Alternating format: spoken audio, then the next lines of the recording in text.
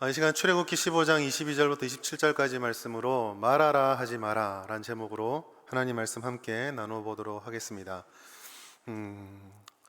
우리 감당하기 어려운 일이 인생을 살다 보면은 다 찾아오시죠. 지금도 이렇게 웃고 또 멀쩡한 모습으로 계시지만 아마 여러 가지 고민들 또 어려움들을 가지고 있을 거라고 생각이 됩니다. 여러분들은 그런 어려움들과 고통이나 힘든 일이 다가오실 때 어떻게 하십니까?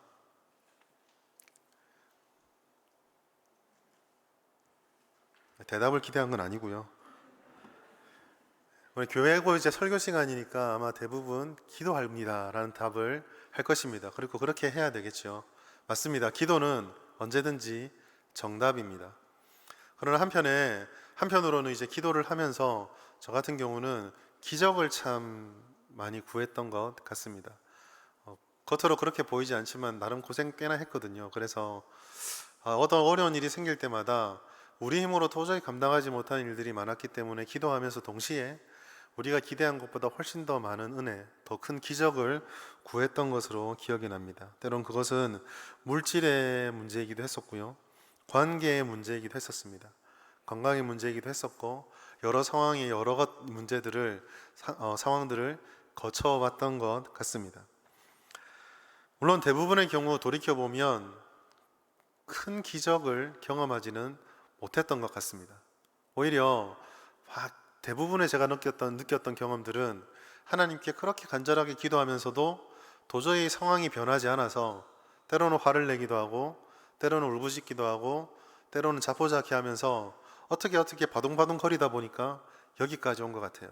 그런데 참 재밌는 것은 그렇게 시간을 흘려보내고 나서 나중에 그때 그 상황을 돌이켜보고 지금까지 인생을 쭉 돌이켜보면 제가 생각했던 기적은 일어나지 않았지만 하나님의 기적적인 은혜와 간섭이 그때 있었던 것을 발견하게 됩니다. 뒤늦게야 이것을 깨닫게 되는 경우가 더 많았다는 것이죠. 한편으로는 또 이렇게 생각을 해볼 수 있습니다. 만약에 우리가 정말 기도하고 간구하는 기적을 경험한다면 어떨까요? 생각만 해도 흥분이 되십니까?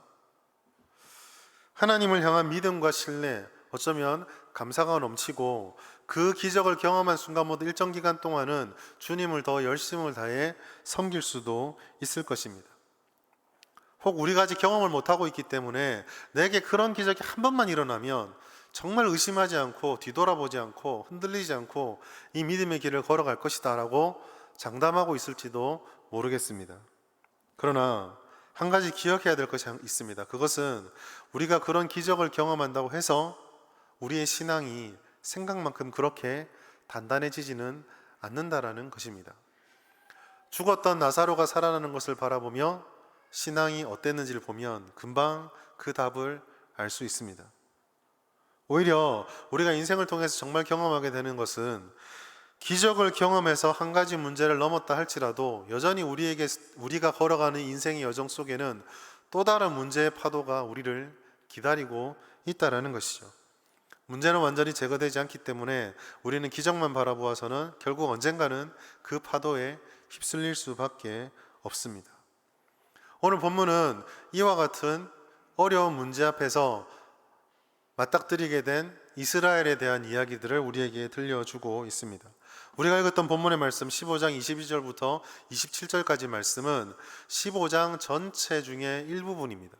그리고 그 15장은 14장에 있었던 홍해를 건너는 기적을 경험한 이스라엘이 긴 찬미를 드린 후에 있었던 장면입니다. 자기를 쫓아왔던 애국 군대가 다 수장을 당했습니다. 건널 수 없을 것만 같았던 홍해 바다가 반으로 갈라지고 그곳을 걸어가는 기적을 경험하였습니다. 과연 이 광야 땅으로 들어가는 것이 맞는 일인지, 우리에게 약속한 것이 정말 오는 것인지 의심하고 또 못 믿어 하다가 이제는 그 기적 때문에 흥분과 떨림을 가지고 출발할 수 있게 되었습니다. 문제는 사라졌고 이제 정말 주님 약속하신 것 같은 장밋빛만이 우리에게 남은 것으로 보입니다. 그렇게 광야길은 시작이 되었습니다. 그러나 이 즐거움과 흥분을 얼마 가지 못한 채 심각한 문제에 직면하게 됩니다. 출애굽기 15장 22절 말씀 함께 읽겠습니다. 모세가 홍해에서 이스라엘을 인도하매 그들이 나와서 수르 광야로 들어가서 거기서 사흘 길을 걸었으나 물을 얻지 못하고. 오늘 본문의 말씀이 우리에게 전해주는 이스라엘의 문제가 무엇입니까? 이스라엘은 지금 물을 얻지 못하는, 즉 식순환에 봉착하게 된 것입니다. 이 문제는 이스라엘이 그전에 아마 생각하지 못했던 문제였을 것입니다. 비록 애굽에서 노예 생활을 하고 힘든 노역을 하였지만 그 노동력을 잃어버리지 않기 위해서 아마 애굽의 풍부한 물이 노예들에게는 제공이 되었을 것입니다. 넉넉하게 먹지는 못한다 할지라도 노동시간 때문에 못 먹어서 죽을지도 모른다는 고민은 하지 않았을 것입니다. 그런데 오늘 본문에 보면 물의 문제 때문에 고통을 받고 있습니다. 사람은 물 없이 대략 2주 정도 생존할 수 있다고 합니다. 그런데 그 2주는 그냥 말 그대로 숨만 쉬고 있는 겁니다. 의식을 가지고 생활한다는 여력으로 보았을 때 보통 물 없이 버틸 수 있는 기간은 사흘을 보고 있습니다. 오늘 본문의 말씀, 이스라엘이 물의 문제를 봉착하기 전에 며칠 동안 걸었다고 말하고 있죠. 사흘 길을 물 없이 걸었다는 것입니다. 즉 여기서 이스라엘 사람들이 맞닥뜨리게 된 문제는 야 목마르다 물 좀 없을까? 이런 문제가 아니라 흔히 우리 영화에서 보면 다 죽어가는 목소리로 물 하는 그 상황이 지금 닥치게 된 것입니다. 가벼운 문제가 아닙니다. 생존과 직결한 위기의 문제가 이스라엘에 닥치게 된 것입니다. 오늘 저는 이 말씀 시간을 통해서 이와 같은 문제에 봉착한 새 물이라고 하기 좀 그렇고요. 세 가지 교훈을 살펴보려고 합니다. 하나는 이스라엘의 반응이고, 다른 하나는 모세가 보여준 반응이며, 또 다른 하나는 그 반응에 따라 응답하시는 하나님의 교훈입니다. 첫 번째로 마라만 보고 이스라엘은 원망의 반응을 보였다라는 사실입니다. 3일 동안 물을 먹지 못한 이스라엘이 마침내 물을 발견합니다. 그런데 그 물이 먹지 못하는 물이었습니다. 히브리 말로 마라라고 하는 것은 쓰다, 먹지 못하는 그런 쓴 곳이다라는 뜻을 가지고 있습니다. 아마도 이와 같이 먹지 못하는 물 때문에 고통이 계속될 것이라는 점 때문에 이스라엘은 원망을 하였던 것 같습니다. 우리가 이 말씀을 볼 때 한 가지 주의할 것이 있습니다. 그것은 바로 이스라엘 사람들이, 우리는 성경을 통해서 어떤 사람들인지 잘 알지 않습니까? 그래서 이스라엘이 원망했다는 이 말을 듣자마자 역시 이스라엘, 아직까지 정신 못 차리는 부족한 사람들이라고 결론 지을 수 있습니다. 그러나 한번 입장을 바꿔서 잘 생각해 보시기 바랍니다. 만약 우리라면 어떻게 반응을 했을까요? 우리가 이스라엘 민족이 되어 봅시다. 사흘 동안 광야길을 물 없이 걸어왔습니다. 사람이 물 없이 생존할 수 있는 기능을 꽉 채운 것이죠. 아마도 그 사흘 길을 걸으면서 이스라엘은 충분히 인내하였을 것입니다. 그 인내는 결코 가벼운 것이 아닙니다. 이스라엘은 자신의 목마름뿐만 아니라 그들 무리 중에 연로한 어르신들이 기력이 빠져가는 것을 보며, 그리고 자신의 어린 아기들이 보채는 것을 사흘 동안 달래가며, 그리고 애굽을 출발할 때 그렇게 튼튼하고 건강했던 소떼와 양떼들이 픽픽 쓰러지는 것을 보면서 사흘을 걸어갔을 것입니다. 상당한 인내를 발휘한 것이죠. 그리고 마침내 물을 발견했습니다. 이제 이 모든 조마조마함, 고통, 어려움은 끝날 거라고 기대할 수 있습니다. 그리고 가서 물을 마셨는데 이 물이 못 마시는 물입니다. 어떤 마음이 드십니까? 뭐 그럴 수 있지, 그렇습니까? 이스라엘 사람이 했던 이 불평은요, 누구나 그렇게 할 수 있는, 어쩌면 당연한 것이고 이해할 수 있는 것입니다. 사랑하는 성도 여러분, 이와 같이 우리가 인생길을 걸어갈 때는 생각지도 못했던, 그리고 때로는 우리의 한계를 시험하는 것 같은 문제가 우리 앞에 찾아올 때가 있습니다. 흔히 인생을 광야길에 비유를 하잖아요. 광야길을 걸어가는 나그네의 인생은 언제든지 위험 속에 노출되어 있습니다.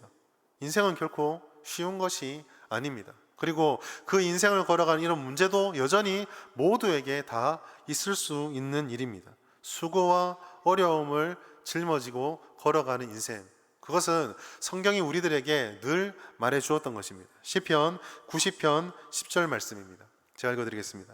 우리의 연수가 70이요 강건하면 80이라도 그 연수의 자랑은 수고와 슬픔뿐이요 신속 기간이 우리가 날아가나이다.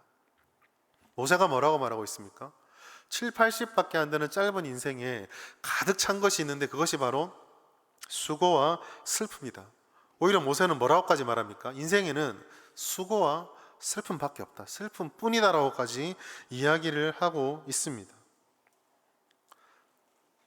우리는 슬픔과 문제를 이렇게 얘기할 수 있을 것 같습니다. 슬픔과 문제는 광야길을 걸어가는 우리 인생의 친구요 동반자다. 너무 암울하십니까? 성도는 어떻습니까? 우리가 예수를 믿고 구원을 받았다고 해서 이와 같은 문제로부터 자유한가요? 신방을 다니고 성도님들의 가정을 만나서 자초지종과 사정을 듣다 보면 한결같은 공통점이 있다면 그것은 바로 문제없는 가정이 없다라는 것입니다.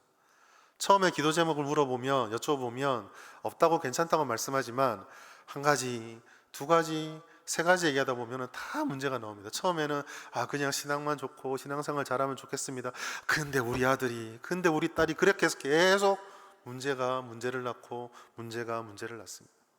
어려움이 없는 가정이 하나도 없습니다. 그런 이야기를 자꾸 듣다 보면 이런 생각이 듭니다.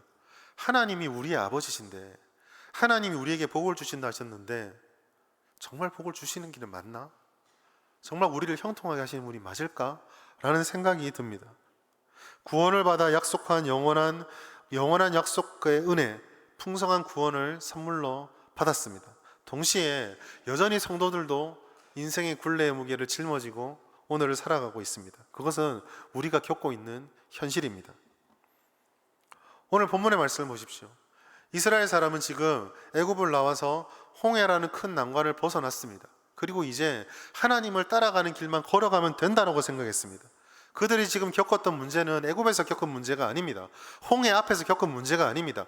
다 끝났다고, 이제 새로운 인생이 시작됐다고 말했던 그 첫걸음에서 일어난 일입니다. 심지어 그 문제는 생존을 위협하는 문제였습니다. 이처럼 인생에 찾아오는 문제가 당연한 것이다라고 한다면 어쩌면 우리들에게 정말 필요한 건 이 일이 왜 일어났지? 라고 원인을 묻는 것은 아닐지도 모릅니다. 계속 찾아오는 문제들에 있어서 왜? 라는 질문을 계속 던지다 보면 아마 우리의 인생은 끝없이 이유만 찾다가 끝나버릴 것입니다. 오히려 우리에게 정말 필요한 것은 당연히 찾아오는 것이고 올 수밖에 없는 것이라면 어떻게 반응할 것인가? 이것이 훨씬 더 중요한 문제입니다.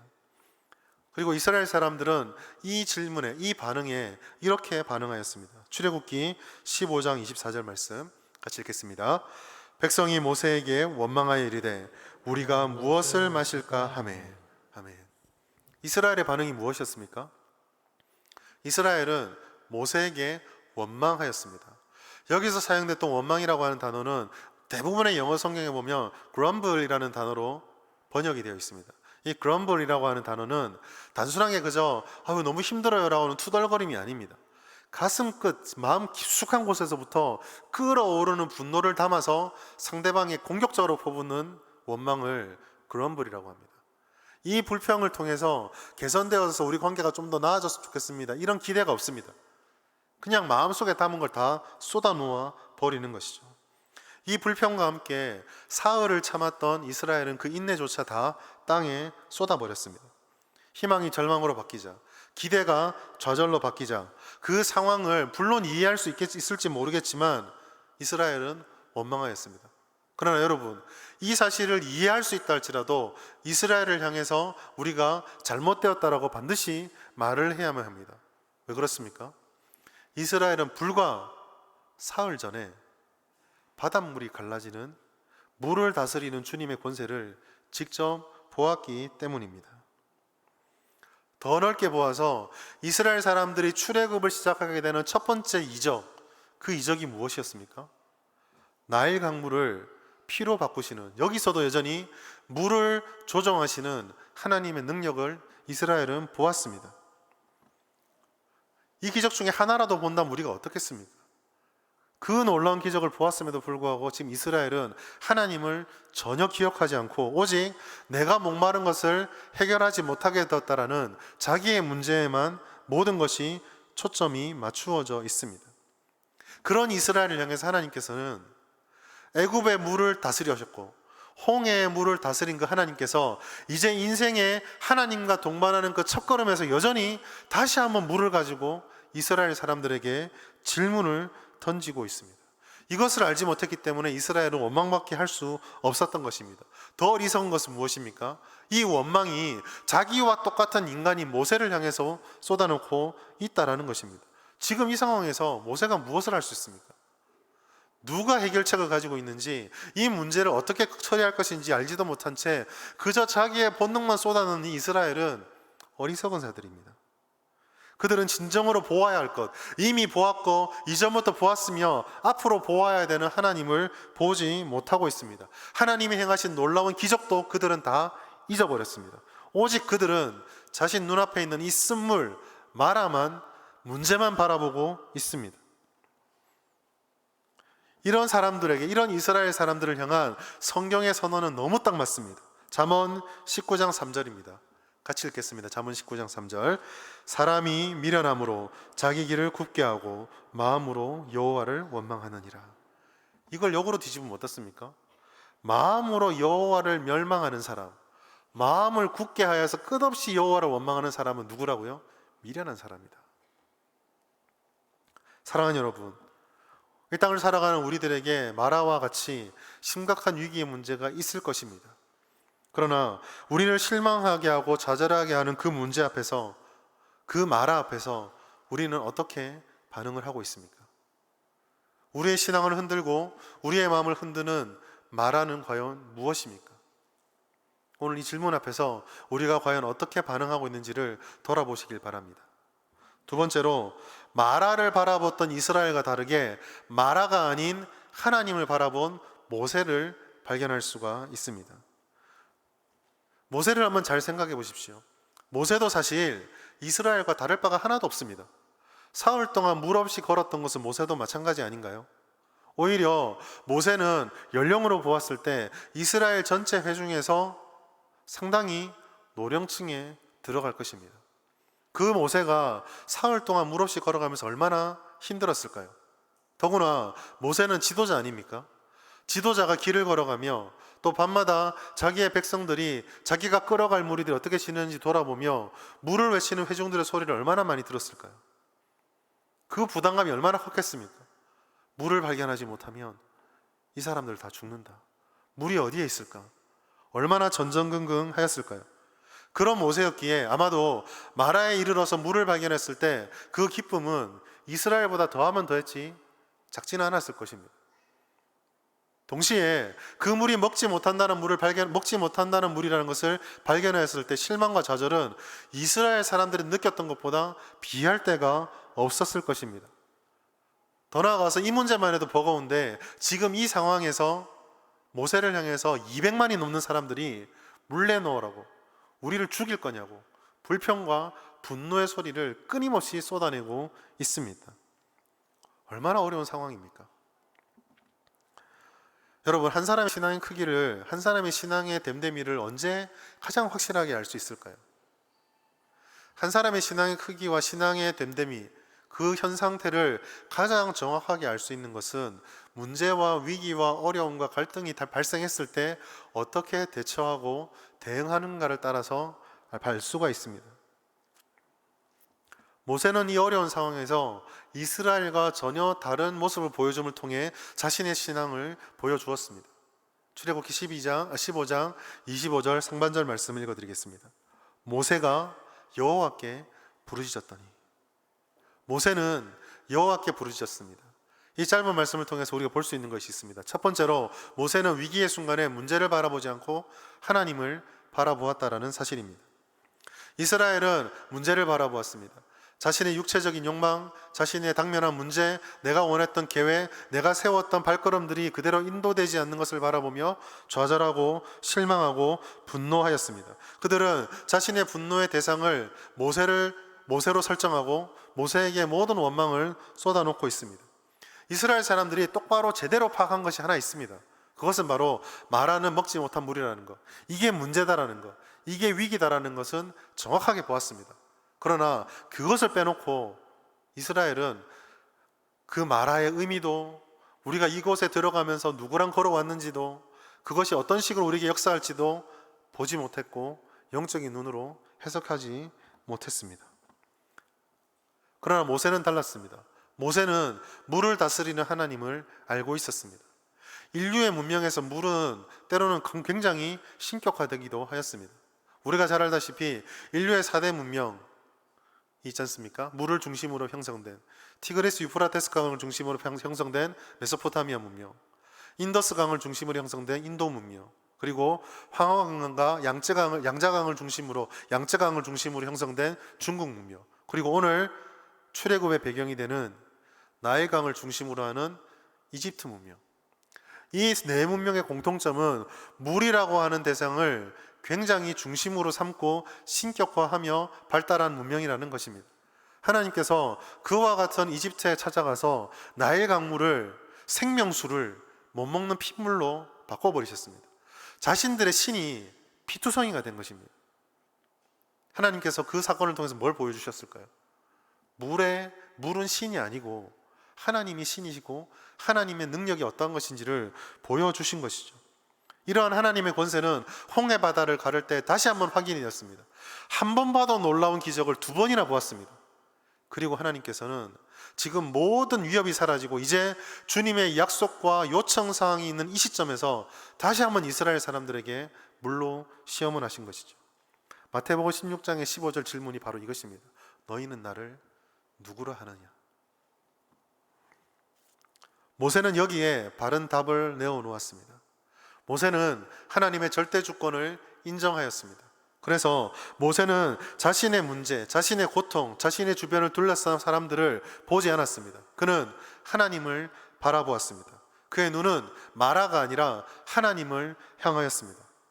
하나님을 본다는 것이 어떤 의미입니까? 하나님을 본다는 것은 상징적인 의미를 가지고 있습니다.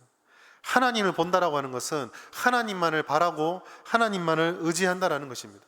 사람은 보는 것을 의존하고 신뢰하게 되어 있습니다. 그리고 더 나아가서 사람은 자기가 신뢰하고 의존하고 의지하는 것을 보는 습성도 있습니다. 즉 하나님을 본다는 것은 하나님을 의존한다는 것이고 하나님을 의지하는 가운데 하나님의 눈으로 내 모든 문제를 바라본다는 것을 말하고 있습니다. 더 나아가서 하나님을 본다는 것은 하나님을 안다라는 것입니다. 눈으로 본 것만큼 확실한 경험이 어디에 있습니까? 본 것은 사실이죠. 그런 의미에서 성경은 하나님을 본다라고 하는 의인화된 표현을 사용하였습니다. 사실 우리는 하나님을 보지 못합니다. 하나님 보신 분 있습니까?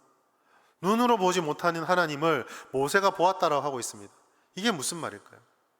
모세는 자신의 인생을 통해서 그 매 순간마다 동행하셨던 하나님, 그리고 말씀하여 주셨던 그 하나님, 그 말씀을 이루셨던 하나님을 붙잡고 바라보았던 것입니다.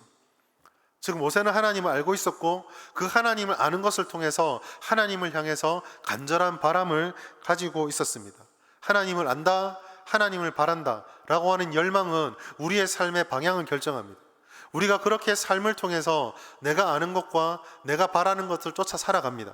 그러면 그 삶에서 경험되어지는 신앙의 은혜들이 우리의 삶을 더욱더 풍성하게 만듭니다.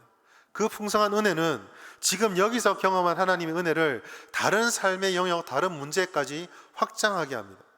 이 문제에서 하나님이 역사하셨겠으니까 지금 새롭게 겪는 이 문제에서도 하나님은 역사하실 거야 라고 하는 신앙의 확장이 일어납니다.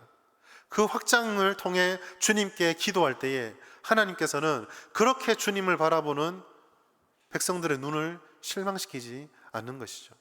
이러한 확장들이 반복해서 순환적으로 일어날 때 우리가 그토록 얘기하는 신앙의 성숙과 성장이 일어나는 것입니다. 즉 모든 신앙의 성장은 하나님을 보는 것에서부터 출발되어지는 것입니다. 두 번째로 모세는 이렇게 하나님을 보는 것을 넘어서서 하나님께 부르짖고 있습니다. 이스라엘은 하나님께 불평을 쏟아놓았지만 모세는 하나님을 간절히 구하였습니다. 그도 분노할 수 있었고 그도 원망할 수 있었지만 그는 그렇게 하지 않았습니다. 하나님을 아는 지식, 하나님을 향하는 간절한 바람과 의존이 단지 지식과 의존하는 성향으로 끝나지 않기 위해서 우리에게 반드시 필요한 것이 있습니다. 그것은 바로 하나님께 부르짖는 것입니다. 여기서 부르짖는 게 무엇일까요? 네, 바로 기도입니다. 성경은 언제나 우리들에게 부르짖는 자에게 주는 응답이 있다라고 말씀하고 있습니다. 예레미야 29장 12절부터 13절까지 말씀입니다. 함께 읽겠습니다. 시작. 너희가 내게 부르짖으며 내게 와서 기도하면 내가 너희들의 기도를 들을 것이요 너희가 온 마음으로 나를 구하면 나를 찾을 것이요 나를 만나리라. 아멘. 사랑하는 성도 여러분, 이 말씀보다 우리에게 큰 위로가 되고 능력이 되고 은혜가 되는 말씀이 어디에 있습니까? 부르짖고 와서 기도하면 하나님이 들어주신답니다. 우리가 온 마음으로 하나님을 구하면 어떻게 하신다고요? 만나주시고 응답해 주신답니다. 얼마나 큰 은혜입니까? 우리 주변에 일어나는 일을 한번 보십시오. 코로나를 보시고 우리가 가지고 있는 삶의 문제를 보시고 내 말을 그렇게 듣지 않는 우리 자녀를 보시고 정말 말 안 듣는 남편을 보시고 우리 직장 생활에 있는 그런 말 안 듣는 사람들과 관계들, 우리 뜻대로 되지 않는 모든 인생의 문제를 다 펼쳐놓아 보십시오. 우리 뜻대로 할 수 있는 것이 과연 어디에 있습니까? 그 앞에서 도대체 우리가 무슨 능력이 있습니까? 우리의 예측 범위를 넘어가는 이 모든 상황들 앞에서 1년이 넘도록 우리가 철저하게 고민하고 철저하게 경험하는 것이 무엇입니까? 무기력 아닙니까? 아무것도 할 수 없다라는 것 아닙니까? 무지와 갈등, 그러한 무기력이 계속적으로 증폭되어지는 것을 보면서 우리들은 때때로 회의에 빠지고 좌절하고 그나마 가지고 있던 신앙이 무너지는 경험들을 합니다. 그러나 하나님께서 그렇게 조금씩 무너지고 쓰러져가는 우리를 향해서 외치고 있습니다. 나를 보아라. 내게 부르짖어라. 거기서부터 시작이다 라고 말씀하고 있는 것입니다. 사랑하는 성도 여러분, 오늘날 교회가 위기를 말합니다. 교회의 어려움, 신앙의 어려움을 이야기를 합니다. 그러나 여러분, 교회가 당면하고 있는 어려움, 우리가 처한 위기는 단순하게 숫자가 줄어드는 교회 규모의 쇠퇴가 아닙니다. 갈수록 교회에 적대적으로 변해가는 세상의 그 흐름도 아닙니다. 무너져가는 주일학교를 바라보며 주일학생들이 점점 줄어들고 있다. 앞으로 어떻게 할꼬? 그것도 아닙니다. 이런 것들은요, 사실 근본적인 위기로부터 발생되어지는 현상들에 불과합니다. 진정한 교회의 위기, 성도들이 직면한 위기는 바로 우리의 눈과 우리의 무릎에 있습니다. 우리의 눈이 주님을 바라보지 않고 우리가 더 이상 주님 앞에 부르짖는 무릎이 끊어져 버리고 있습니다. 하나님을 예배하지 못할 이유, 하나님께 기도하지 못할 이유를 얼마나 많이 듣는지 모릅니다. 기상천외한 이유들도 너무나 많이 듣고 있습니다. 그러나 여러분 기억하십시오. 주님께 예배하지 못할 나만의 이유가 수천, 수백만 가지가 되고 주님께 기도하지 못할 이유가 나에게 수천, 수백 가지가 있다 할지라도 그 모든 이유는 단 한 가지 이유 앞에 굴복할 수밖에 없고 굴복해야만 합니다. 그것이 무엇입니까? 우리가 예배하는 이, 우리가 기도해야 될 이, 그가 바로 하나님이시라는 사실입니다. 사랑하는 여러분, 언제까지 말하면 볼 것입니까? 언제까지 상황의 어려움만 해치고 외치고 있으시겠습니까? 우리의 하나님이 얼마나 능력이 많으신 분이십니까? 우리 입술로 전지전능을 외치고 입술로 무소불위를 외치고 얼마나 하나님의 하나님 되심을 찬양하고 외치고 있습니까? 그 하나님이 우리의 아버지이십니다. 그 하나님이 우리가 믿는 하나님이십니다. 입술의 고백에서 벗어나십시오. 하나님은 할 수 있습니다. 구호 아닙니다. 우리 삶의 실제적인 고백이요, 우리가 영원히 붙잡고 의지해야 할 외침이 되어야 하는 것입니다. 하나님을 바라보아야 합니다. 그에게 그를 부르짖어야 합니다. 온전한 삶의 예배가 살아나야 되고 오직 주님을 중심에 삼는 우리의 삶의 우선순위가 재편되어야만 합니다. 기도하기 힘드십니까? 기도하러 나오기 힘든 상황이 자꾸 발생하십니까? 그러나 고집을 그만 피워야 합니다. 우리에게 지금 남아있는 유일한 소망, 그리고 우리에게 남아있는 절대적인 한 가지 능력이 있다면 그것은 기도밖에 없습니다. 부르짖어야 합니다. 오늘 모세를 통해서 하나님께서는 그것을 기다리고 있다라고 우리에게 말씀해주고 있습니다. 세 번째로 이러한 모세의 부르짖음에 응답하시는 하나님을 본문은 또한 우리에게 전해주고 있습니다. 25절 하반절 말씀 다시 한번 같이 읽겠습니다. 시작. 여호와께서 그에게 한 나무를 가르치시니 그가 물에 던지니 물이 달게 되었더라. 거기서 여호와께서 그들을 위하여 법도와 율례를 정하시고 그들을 시험하실세. 아멘. 드디어 모세의 부르짖음에 하나님이 응답하셨습니다. 하나님께서는 모세의 부르짖음에 어떤 응답을 주셨는데 잘 보시면 그 응답이 굉장히 특이합니다. 뭐라고 말하고 있습니까? 한 나무를 들어서 물에 던져라. 잘 보시면 이 나무가 무슨 나무인지 성경은 말하지 않습니다. 또한 그 나무가 어떤 작용을 통해서 물을 정화했는지도 말해주지 않습니다. 성경을 연구한 학자들은 이 구절을 가지고 어떤 나무의 종류가 있는데 그 나무가 어떤 효과를 내고 그 효과를 통해서 물을 바꾸었다라고 말하고 있습니다. 그러나 가만히 잘 생각해 보십시오. 200만이 넘는 사람들이 먹는 수원, 그 정도 규모의 물을 바꾸려면 도대체 나무를 얼마나 집어넣어야 될까요? 그런 것에 대해서 성경은 아무런 관심을 가지고 있지 않습니다. 그런데 이 물이 달게 되었다고 말하잖아요.